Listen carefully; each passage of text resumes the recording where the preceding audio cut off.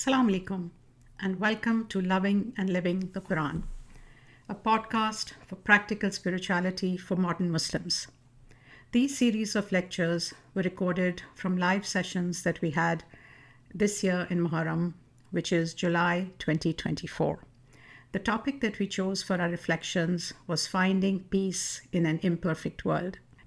If you have any comments or suggestions for topics, please email at livingthequran786@gmail.com. And do sign up for our newsletter so that you don't miss a single episode at livingthequran.org. That is livingthequran.org. Thank you for listening. My mothers and sisters in Iman, Assalamu alaikum wa rahmatullahi wa barakatuh. Wa alaikum assalam wa rahmatullahi wa barakatuh. Today, inshallah, with the tawfiq and grace of Allah, we begin the series of majalis which we have titled Finding Peace in an Imperfect World, Balancing Acceptance, Action, and Thought. Before we get to our topic, though, it's really important to remind ourselves why we are here, what our primary purpose is. So the primary purpose of holding these majalis, attending these majalis, has to be to give pursa to Bibi Sayyidah. And, generally when we lose somebody in our family, we are on the receiving end. People come, they offer us condolences. We are the recipients of love and care.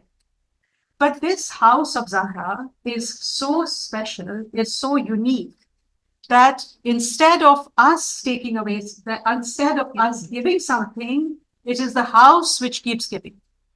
So every time we are on this flash, we have to remind ourselves of a few things. We have to remind ourselves that we are not alone here. We know that Malaik are amongst us. And that is a part of our faith, that when there is a Farsh of Azhar for Imam Hussain alayhi salam, the Malaika also attend. And when we remind ourselves, so it's really important to begin with the setting of intention. What do I mean by that? So we are taught by the Prophet ﷺ that every action begins with an intention. In fact, he says that it goes beyond that the soul of the action is the intention itself. Okay? So now all of us, we've had so many Muharram, and and for a lot of us, I know, but for me, I'm speaking for myself, it's on autopilot, isn't it? Like it comes, it goes, we attend majalis after majalis, we do the rituals, right? But part of what this farsh is giving us is lost. And that is the ability to transform our lives. This is the gift. It is really a gift in this world. And by the way, I've really looked far and wide. I cannot find another example of a community that actually pauses for 2 months plus a year. Pauses, takes time out from their lives, kind of reorients itself, right? We look inwards, we do things that we don't do on a normal basis. And this is the gift of the majlis. This is nothing to do with us, right? This is the opportunity that we have here. But in order to actually take something that will transform our lives, we have to begin with an intention. So, it's a really good practice at the beginning of every month of Muharram and Ramadan, and actually every day, to start your day, your time with an intention. What are you coming here for? And I know many of us come here because, we are really indebted to Nusera, for starting this. And, we feel we owe it to her, which we do, right? And we know the organizers, that's why we come. We know that there is another majlis, and we are told that we have this fire within us, right? That kind of ignites after Muharram. As soon as the moon of Muharram rises, something happens to us. A friend of mine in London used to say, Muharram ka chand uthta, hum apni sab kali chadre pehn ke nikal jati hain ghar se, right? And that's exactly what happens. We kind of, like, I know many of us, it's the middle of summer, very precious to us there in Toronto, right? Very, very precious. And many of us have just come back from holiday. Our houses may not be in order yet, and yet we are here. Okay. So what do we mean by intention? Start with asking yourself and making an intention while you're here. And when we make an intention, what happens is that it allows us to show up in a particular way.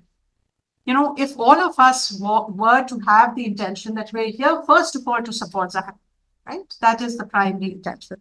Secondly, the invitation from the family of Zahra is so that we take something for our lives moving forward, so that we can actually be called her followers, so that she may be proud of us. And if that is our intention, then our actions automatically change. Then we don't have to make announcements for parking. We just don't. Because if we are the guests of Zahra, if we are her guests, would we, remember, all of us are equal, right? None of us is more, in Islam, this is the thing, when we are in a state of worship, the only thing that distinguishes us is what? Is taqwa, right? So nobody, has a claim to, when we show up with this intention, then people don't need to ask us, leave the room in a certain way, make sure that nobody else is inconvenienced, right? Because remember, the malaika are watching us. And so, so one of the intentions is, again, to be considerate of others who are attending the majalis. Very, very important intention, right? Another very, very important intention. The reason why Imam Hussain gave his life is to stand up to injustice. And this, by the way, more important now than any other time in our lives, for sure. Because we are watching it in real time, we are experiencing it. We may not be in Gaza, we may not be in Rohingya, we may not be in Yemen, and yet we are experiencing it everywhere at our doorstep, right? And lastly, to pass on the message to others. Remember that Imam Hussein's message is not only for Shias. It is not only, again, and this is our responsibility, that when we live in a way that exemplifies what peace in this planet looks like, when we are free of conflict, when we don't wish ill on anyone, and yet when we stand up for our rights, and when we take a stand on issues of justice, this is what reflects, because what Imam Raza Islam tells us is that how do people get to follow us?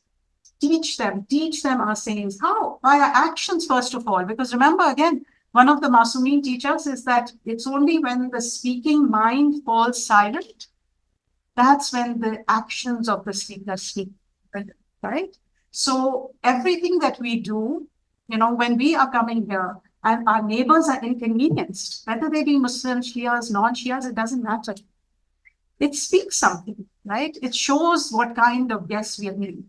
So let's all, remind ourselves, and we're all in this together. We may be making mistakes in one area and looking down on people, but believe me, all of us, right? All of us make many, many mistakes. So let's just take a moment to set an intention.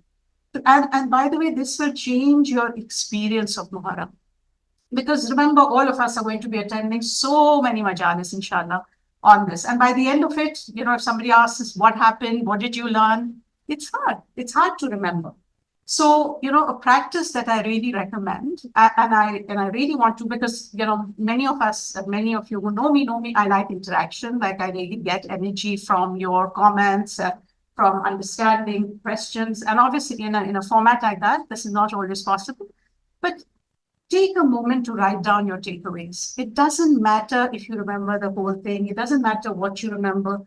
What will change your life is what you do take away, right? So our tears are very, very important. They are the first step. They're the first step. And the second step is actually putting into action what we learn. So, if you attend one majlis and you can take away one thing and you use that one thing to change something about your life, is that not a fair kind of consolation to Sayyida Zahra, rather than attending 25, 30, 50 majalis and leaving unchanged, right? So, with that, the ayat that we have chosen, this meeting has ended, by the way. I really feel bad when I get messages that this happened and I really have no control over this. So, inshallah, we'll fix it. So, okay, so the ayat that I have chosen is from Surah Ala. Many of us are familiar with it. It's, one of the most, well, my kids tell me I say that about every ayat, but anyway. This is, it says, Bal tu'siruna al-hayat ad-dunya. Indeed, or nay, you prefer. We have this word in Urdu, mutasir.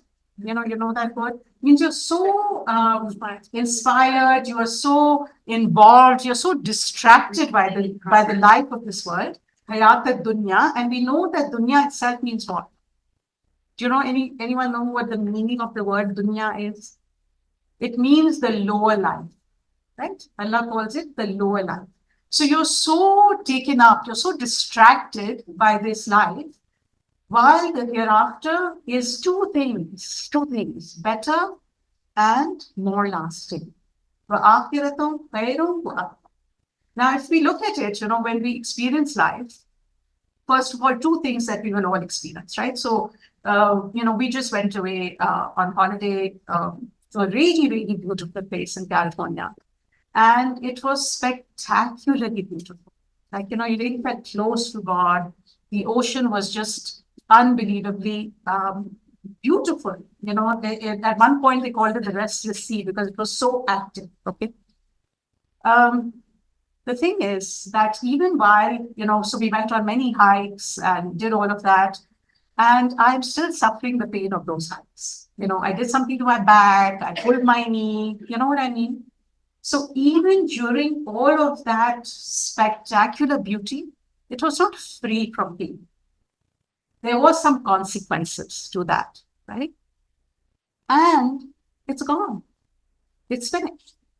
It lasted a very few days, and now it's only a memory, right? And in a few days, like unless a picture comes up or my iPhone reminds me of a memory, it's going to be gone. Right? So these are the two qualities of this world, which Allah reminds us, right, about it. So finding peace in an imperfect world, what does that mean? Human beings, we naturally seek comfort, pleasure, and we want to be free of pain. Do you know what I'm saying, right? What psychologists say is that there are only two reasons why people do anything. One is to move towards pleasure, satisfaction, or it's to move away from pain.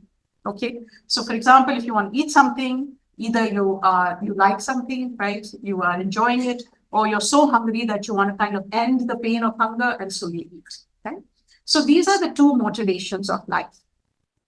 Now, given that these are our motivations, what we experience on this world, like I said, even moments of beauty we find are so fragile, so fleeting, and there is so much, especially today, we witness so much conflict, so much stress, so much distress in every household, right? And of course, I mean, given what I do, that is what I experience, right?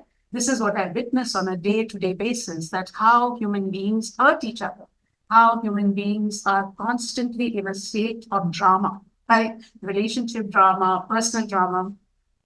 So some of our hardships we know are self-made, and we'll come to that, and some created by others, and then yet some created by God, sent to us back.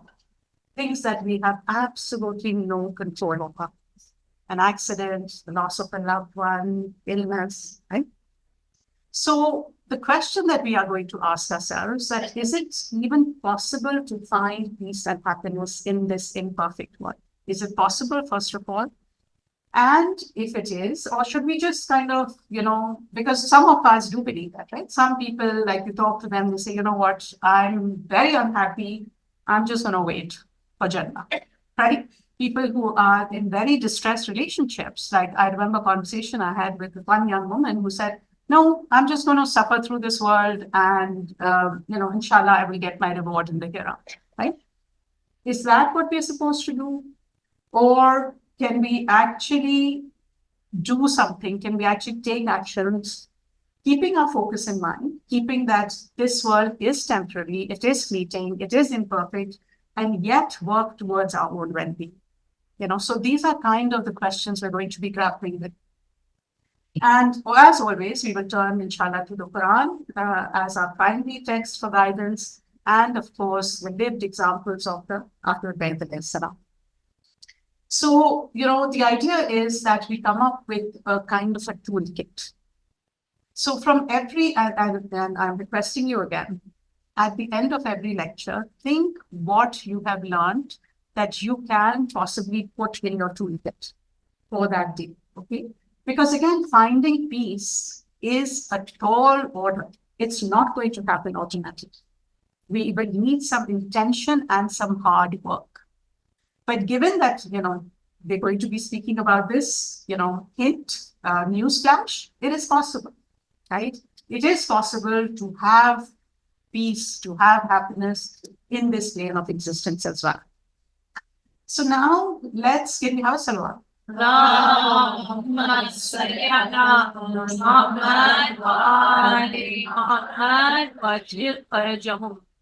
So the verses that we're going to reflect on today, inshallah, are about the nature of this world, and they're from Surah Hadid. And it's a it's 57, which is the chapter, and the verse is 20. Many of us have heard, many majalis, many lectures have been given on this, but let's look at it again. So in Surah Hadid, Allah says, it starts by saying alamu.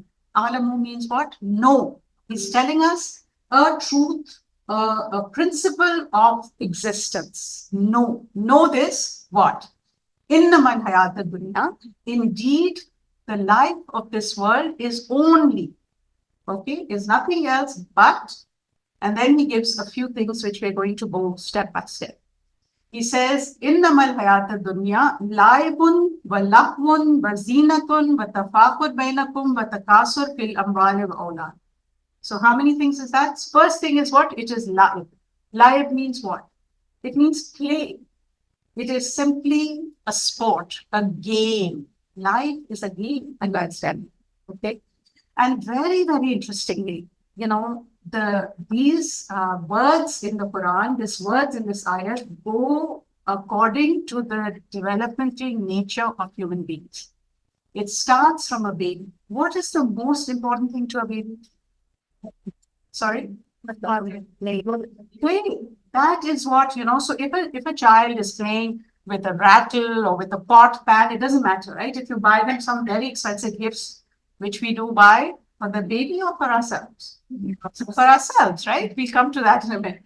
But for the baby, if you give them a cheap little thing, just something that makes noise, they're going to be completely enamored by it, right? And when you take that away, what happens? They completely lose it, right? They start wailing and crying and all of that.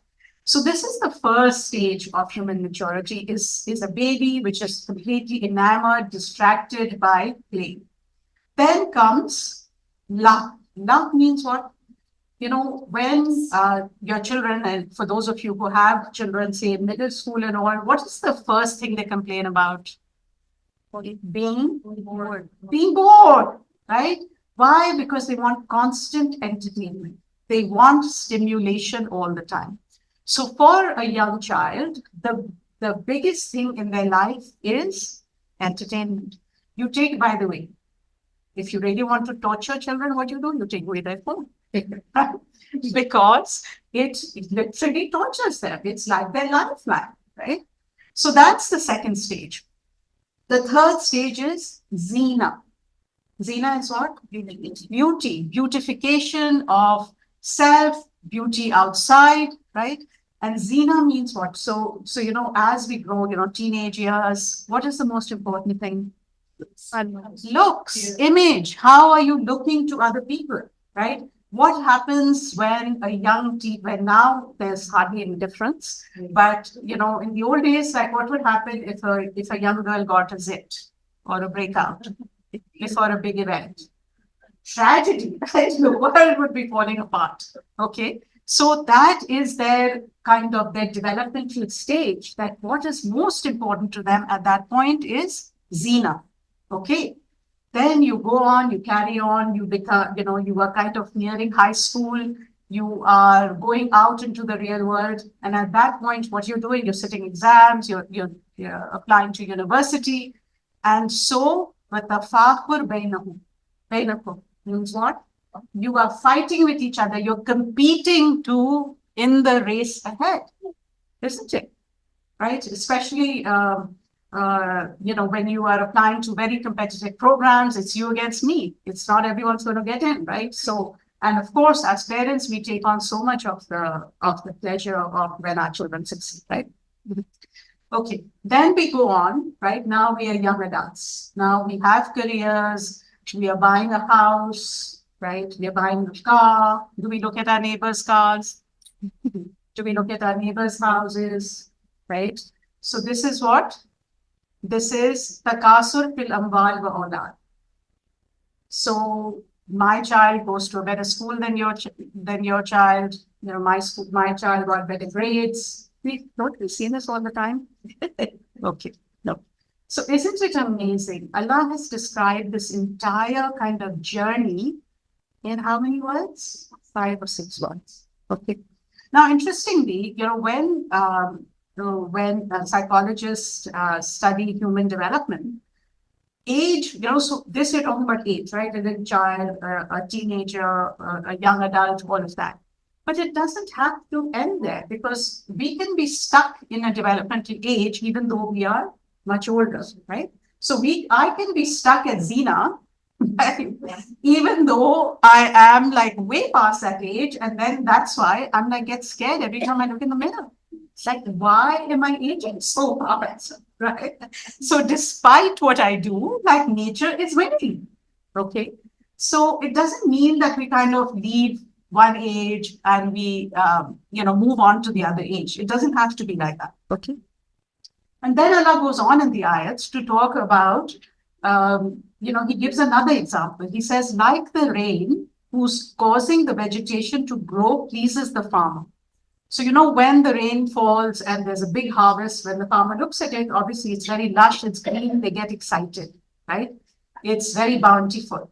Then what happens to it? Then it withers away, so you will see it become yellow, then it becomes dried up and broken down. It's gone.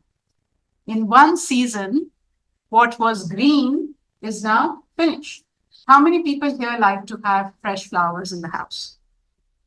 Okay, great. Okay, really highly recommended, okay, for your mental and emotional health.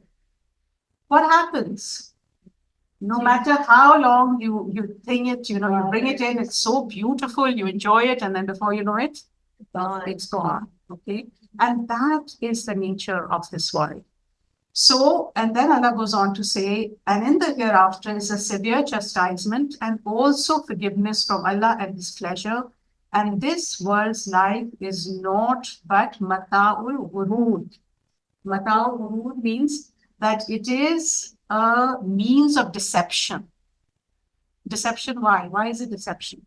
Because when, the child is kind of, a young teenage person, it has broken out with zits, right? You tell them, you know what, it's really not going to matter in 2 years. Are they going to believe you? No. Because they are at that stage where that is the most important thing for their life, right? But what Allah is asking us to do, we come to the fact that this doesn't mean that we don't use the word. This is not what the Quran says, okay? What Allah is saying is that look beyond all of this. When we say, for example, I work for a big company and I have a really generous boss, okay? And they give me a really important assignment and say, you know what, you have to go and deliver these papers to this person in this city.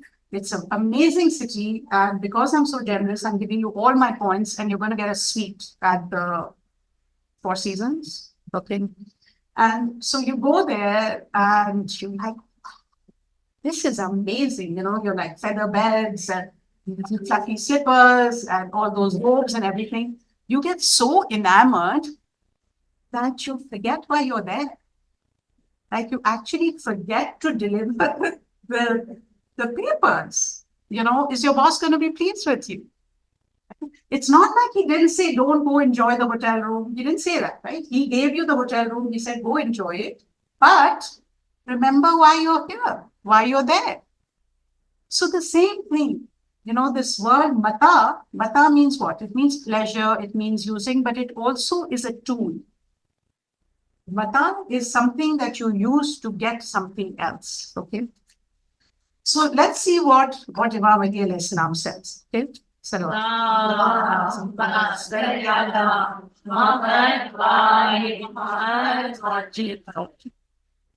Imam Ali says that it is obviously he recognizes that it's very easy to get attached. And when because Imam Ali spoke a lot about the dunya, right? We know that.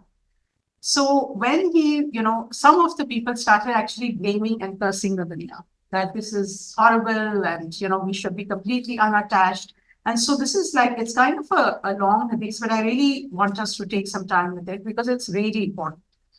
So Imam heard a man abusing the world and said, "O you who abuse the world, O you who have been deceived by its deceit and cheated by its wrong, do you covet the world and then abuse it? Do you accuse it, or should it accuse you? When did it bewilder you or deceive you, whether by the decay and fall of your forefathers or the sleeping places of your mothers under the ground?" So he goes on to say that people you've cared for have died. No matter how much you cared for your fathers and grandfathers, no matter how much you looked after them, they are gone. So, in fact, through the dying man, the world presented an illusion for you and showed you by the example of his falling down how you would also fall. So, what is Imam saying? He's saying if we're awake, the world is actually not deceiving us. It's showing us again and again. When we bring that flower in, those beautiful flowers, right, and they die and they're gone, why don't we know that this is the cycle of life? It's not, it's not a hidden thing. So he says, certainly this world is a house of truth for him who appreciates it, a place of safety for him who understands it, a house of riches for him who collects provision from it for the next one. It's a house of riches. Why? Because you have so many opportunities to use this world to get ahead. Right? This is what Imam is telling us. And a house of instructions for him who draws instructions from him. He goes on to say it's a place of worship for the lovers of Allah. Therefore, who can abuse it when it has announced his departure and called that it will leave? It has given news of its own destruction and the death of its people. Okay? People abuse it on the morning of their repentance, but there are others who will praise it on Judgment Day. So we always talk about how on the Day of Judgment, there will be so many people who are regretful, right? Who haven't used their times well. But Imam is telling us that there will be actually people who will praise it on Judgment Day. So who are these people? The world recalled to them the next life and they bore it in mind. It related to them the things of the hereafter and they acknowledged that. It preached to them and they took a lesson from it. So, so in other words, the fact that when we see, again, when we're awake, what does intention mean? Intention means to actually not do things on autopilot and to spend a life which is awake rather than asleep. Right? When we're awake, it's not a given that that the world is headed to destruction and all of us are, right? When we recognize, when we have the mindset of a traveler, what is a mindset of a traveler mean? That we are here for a short period of time for a specific purpose. What is that purpose? What's that purpose? Sorry? Okay, yeah. What else? What else? Sorry? To get close to Allah. To get close to Allah. What else? How do we do that? How do we fulfill our faith and purpose? Right? Anyone here from London? Anybody else? England? Okay, good. So you watch the series Ready, Steady, Cook? No, probably. I'm maybe aging myself. Sorry. Okay, so let me tell you about Ready, Steady, Cook. Okay, Ready, Steady, Cook, you got a bag of 2 teams. They each got a bag of groceries. Okay. In the groceries were really random things that you think, what can you do with this? And different. So one group would get like potatoes and I don't know. Sorry. So potato onions would make sense, right? Like maybe potatoes and I don't know, whatever, ice cream. Okay. And the other group would get something equally random. Okay. And the whole challenge was to make something with your bag of groceries, and you would be judged not on what you made, but what you made given what you had. Okay. And that's exactly it. That is exactly it. You and I are not going to be judged the same way because we don't have the same capabilities. We don't have the same resources. All of us have different gifts, different things, right? So definitely one of the purposes we have been sent to this world is how we use what we've been given to travel through this life to build something for the hereafter. Does that make sense? Like in a very, very brief nutshell, right? And of course, let me just give you one small example and then move on with that.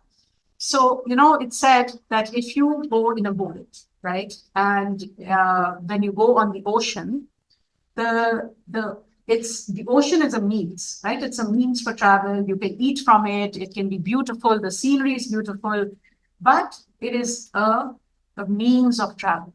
So as long as your boat is floating on the ocean, you're good. You're going to get through, right? What happens when the ocean comes inside the boat? And if there's a hole or, by something, there's a lot of water inside the boat, it would sink. And that's a lot of ulama give this example of us traveling through the world. That, when we are traveling in this earth with the mindset that we are going through with it, with a purpose, with some sort of intentionality, then we are going to get on the other side, right? On the other hand, when we let the dunya completely kind of envelop us and come inside our means, then that is when we find ourselves drowning. And we talk obviously a lot more about it, but in this world, this is so much easier said than done. Listen, for those of us who are a bit older and who've gone through life, and when we look back on the things that we strived so much for, whether it is our careers, even whether it's our children, whether it is our looks, whether it is, whatever it may be, right? There comes a time when you realize that maybe the ladder, and you succeed. It's not like you don't succeed, right? So even if and I work with so many professional women, right, who are at the top of their careers, and they kind of realize that what all they had to give up to get there. And in a sense, it's, how Stephen Covey puts it so beautifully, that when you are climbing the ladder of success, make sure it's leaning against the right wall. Make sure it's leaning against the right wall. What does that mean? Even say, you give up everything because you want to prove something and you are working towards your career and you are at the top of it. And you realize, at some point, you may realize that what everything that you gave up was so transitory. The things that you're getting also are so transitory, right? And, is it all worth it, right? So this is, I know, a very heavy way to start a series, but it will, inshallah, get, we will have moments of inspiration and likeness, inshallah. So, I leave you with this, that, just think of how much the dunya is in your heart instead of your hand. How much of the water is in your boat rather than in the thing. And it's very easy, by the way, really easy. A really easy way to do it. What do you think of when you're praying, Sarah? I know people tell me nothing. Please teach me how. Sorry, when you are praying Salah, what thoughts are crossing your mind? Yeah. And